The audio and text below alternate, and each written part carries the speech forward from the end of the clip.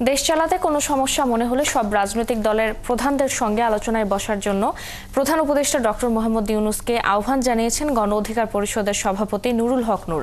শুক্রবার বিকেলে রূপগঞ্জ উপজেলা ঢাকা-সিলেট মহাসড়কের শাওঘাট এলাকায় গণ অধিকার পরিষদ আয়োজিত সমাবেশ অনুষ্ঠিত হয়। সেখানে সভাপতি নুরুল হক নূর বলেন, সকল রাজনৈতিক দল সহযোগিতা না করলে অন্তর্বর্তীকালীন সরকার টিকতে পারবে না। তাই দেশ পরিচালনায় অন্তর্বর্তীকালীন সরকারের প্রধান উপদেষ্টার যদি কোনো সমস্যা মনে করে তাহলে তার উচিত সকল রাজনৈতিক দলের শীর্ষ নেতৃবৃন্দের সঙ্গে আলোচনায় বসা। একই সঙ্গে অভিজ্ঞ ও উপযুক্ত ব্যক্তিদের দিয়ে উপদেষ্টা পরিষদ পুনর্গঠনেরও আহ্বান জানান তিনি। ডক্টর মোহাম্মদ ইউনূসকে বলবো, আপনি যদি কোনো সমস্যা বোধ করেন, আপনি যদি রাষ্ট্র পরিচালনায় কোনো চ্যালেঞ্জ বোধ করেন, সমস্ত রাজনৈতিক দলের শীর্ষ নেতৃবৃন্দকে আপনি ডাকেন, তাদের সাথে খোলামেলা আলোচনা করেন।